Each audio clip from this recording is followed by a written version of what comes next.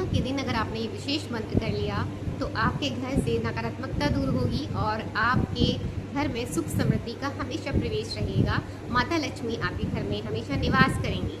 तो आपको ढेर सारी शुभकामनाएं पूर्णिमा की, क्योंकि पूर्णिमा जो है आपके घर में सुख समृद्धि के साथ साथ वैभवता, धन धान्य और दरिद्रता को दूर करती है, नकारात्मकता को दूर करती है, सकारात्मकता का प्रवेश होता है। तो ये दिन बहुत महत्वपूर्ण है। आपकी पूजा अर्चना को बहुत ही अच्छे से करने का और दान पुण्य का इसमें विशेष महत्व रहता है, जो कि 30 मई 2026 को आपकी ये पूर्णिमा पड़ रही है और आपको इसमें विशेष दान पुण्य, चंद्रदेव को अर्घ्य देना विशेष महत्व माना जाता है। और माता लक्ष्मी जी की, विष्णु जी की पूजा अर्चना मंत्र द्वारा और छोटा सा हवन कर सकें तो बहुत अच्छा, घर में सुख शांति और सकारात्मकता विशेष रूप से आप इस दिन अच्छे से कर सकते हैं, क्योंकि पूरा माह बहुत ही अच्छा है। ज्येष्ठ मास में ये 30 मई की जो पूर्णिमा पड़ रही है, इस पर आप विशेष लाभ उठा सकते हैं। तो नमस्कार दोस्तों, स्वागत है आपका मेरे channel vastu tips and other tips में। आज इस वीडियो में हम जानेंगे कि 30 मई को विशेष जो पूर्णिमा है हमारी, इसमें हम क्या ऐसा विशेष करें कि हमारे घर में जो प्रॉब्लम्स हम जो फेस करते हैं डे बाई डे, वो दूर हो जाएं, चाहे वो कितनी ही पुरानी हो। और महत्वपूर्ण ये होता है कि आप में श्रद्धा विश्वास के साथ जो भी आप कार्य कर रहे हैं, उस श्रद्धा विश्वास के साथ होना चाहिए। तो इसमें आपने विशेष यही है कि ये जो पूर्णिमा है, पूर्णिमा के विशेष महत्व यही होता है कि चंद्रदेव को अर्घ्य देना रात्रि के समय, और आपने सत्यनारायण भगवान की पूजा अर्चना करनी है, श्री विष्णु जी की पूजा, श्री लक्ष्मी जी का ध्यान, श्री लक्ष्मी जी का महामंत्र ओम श्री महालक्ष्मी नमो नमः 108 बार का जाप कीजिए, क्योंकि विशेष मंत्र हैं। इन 3 विशेष मंत्र का आप अवश्य मंत्र जाप करें, ताकि आपकी जो भी समस्या है पल भर में दूर हो जाए। क्योंकि कहा जाता है पौराणिक मान्यता के अनुसार कि माता लक्ष्मी जी दिन में भ्रमण करती हैं, और जब जो घर में स्वच्छता, सुख शांति और कोई कलेश नहीं होती है और सुख शांति से स्वच्छता रूप में आप स्वच्छ रखते हैं अपने घर को, तो माता लक्ष्मी वहाँ पर सदैव निवास करती हैं। तो इसका विशेष ध्यान रखना। आप घर में इन चीज़ों को बिल्कुल भी ना करें, कलह ना करें, कलेश ना करें, झगड़ा ना करें, किसी का अपमान ना करें, अपशब्द ना बोलें, और ये व्यसन वाले खाने से दूर रहें, और जितनी भी मदिरा पान जो करते हैं वो ना करें। और इसका आपने भरपूर लाभ उठाना है। ये विशेष दिन है, इसको आप ऐसे ही जाने मत दीजिएगा। जो भी समस्याओं से जूझ रहे हैं आप, बहुत ही, चाहे वो मेंटली हो या फिजिकली हो, इस पर अगर आप विशेष ध्यान देंगे और श्रद्धा के साथ करेंगे, सबसे बड़ी बात होती है विश्वास होना जरूरी है, विश्वास के साथ कीजिएगा।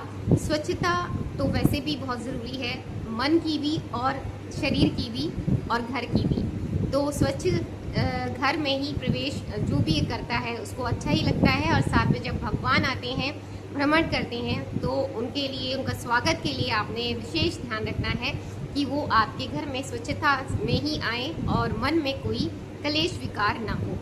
तो इसका भी आपने अवश्य ध्यान रखना है। किसी की बिना बात के कोई झगड़ा नहीं, कोई बुराई नहीं, बस आप खुश रहें अपने परिवार के साथ, अपने मेंबर्स के साथ, और अपने जो भी आपके माता पिता हैं उनके साथ आपने सौहार्दपूर्ण जीवन अपना व्यतीत करना है, ताकि आपके घर में सदैव खुशहाली बनी रहे। और पौराणिक कथा के अनुसार एक संक्षिप्त कथा है कि एक ब्राह्मण दंपति थे जो कि बहुत दरिद्र थे। उन्होंने जो है इस पूर्णिमा के दिन व्रत रखा और माता लक्ष्मी जी का और विष्णु जी का, चंद्रदेव जी का बहुत अच्छे से ध्यान किया, और उनका स्मरण करके उनकी कथा, जो सत्यनारायण भगवान की कथा है जो विष्णु जी की, वो सुनाई और उन्होंने पढ़ी, जिससे उनको मतलब बहुत ही श्रद्धा विश्वास के साथ, और उन्होंने खीर बनाई घर में, इसका भोग लगाया थोड़ा सा। तो माता लक्ष्मी बहुत प्रसन्न हुई और उनके घर में उन्होंने निवास किया, सुख समृद्धि वैभवता से उनको जो है आशीर्वाद किया, और पैसों की वर्षा की, दरिद्रता उनकी बिल्कुल दूर कर दी। तो तभी से ये मान्यता हो गई कि पूर्णिमा के दिन जो है विशेष कृपा पाने के लिए श्री विष्णु जी की, लक्ष्मी जी की और चंद्रदेव की विशेष कृपा पानी है, तो हमने स्वच्छ मन से श्रद्धा भाव से पूजा अर्चना करनी है और घर में भी सौहार्द रखना है। अपने सभी अनुज जो आपके छोटे हैं या बड़े हैं उनका मान सम्मान करते हुए जीवन व्यतीत करना है। तो इसमें आपने यही 3 मंत्र जो महाशक्तिशाली मंत्र हैं अवश्य कीजिए। रात्रि में चंद्रदेव का दर्शन जरूर कीजिए।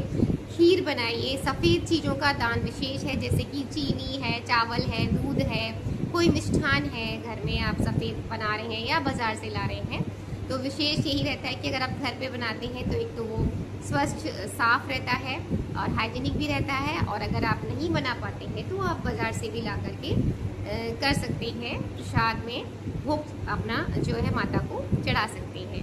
तो श्री लक्ष्मी जी के लिए ओम श्री महालक्ष्मी नमः का जाप कीजिएगा। चंद्रदेव के लिए ओम सोम सोमाय नमः का जाप करते हुए उन्हें दूध मिले जल में उनको अर्घ्य दीजिएगा रात्रि में, और खीर आपने बनानी ही है। और साथ में जब आप दान करें, अगर आप सक्षम हैं तो आप चावल या दूध का या चीनी का या किसी भी सफ़ेद मिठाई का दान अवश्य कीजिएगा। और अगर किसी भूखे गरीब को आप भोजन कराते हैं तो वो भी और भी बहुत अच्छा, और आप जल का दान भी करते हैं तो वो भी बहुत अति उत्तम है, क्योंकि इस गर्मी में अगर आप किसी को जल देते हैं तो ये एक महादान है, सबसे बड़ा दान है प्यासे को पानी देना।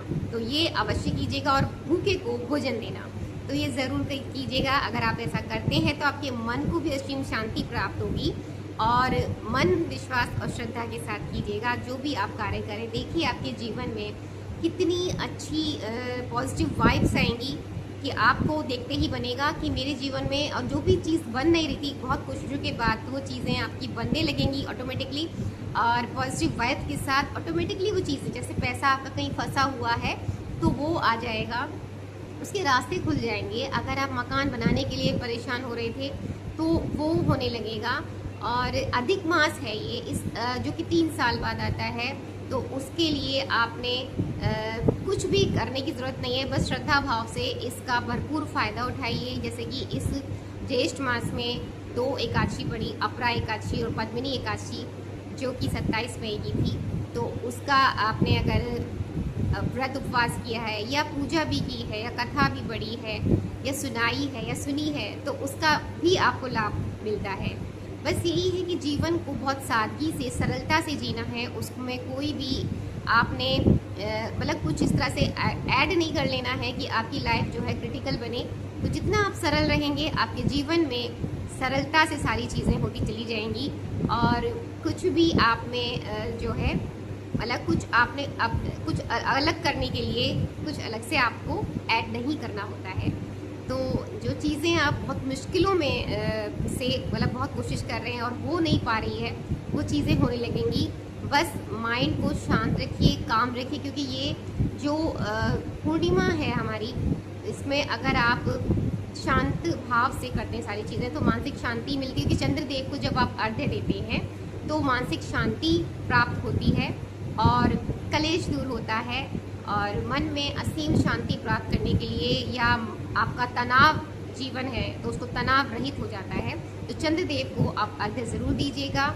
सोमवार को किया कीजिए। अगर सिर्फ आप पूर्णिमा करते हैं तो भी अच्छा, लेकिन अगर हर सोमवार आप करें तो आपकी मानसिक शांति, जो तनाव झेल रहे हैं, मानसिक शांति बहुत प्राप्त अच्छे से होती है।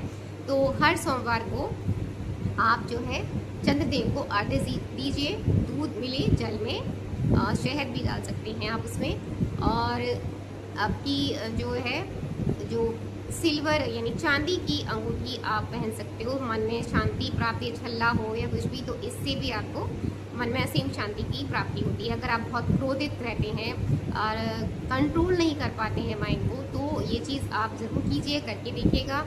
और श्रद्धा भाव से आप मंदिर में जब भी या बिना मंदिर के भी आप पूजा अर्चना करते हैं, कुछ समय 5 से 10 मिनट देते हैं, तो आपके मन में बहुत शांति प्राप्त होती है। ये ज़रूर कीजिएगा और देखिए कैसे आपके जीवन में परिवर्तन आते हैं पॉजिटिवली। तो ये संचित कथा थी, और इस कथा के ज़रिए आप समझ सकते हैं कितनी महत्वपूर्ण होती है ये पूर्णिमा हमारे जीवन में।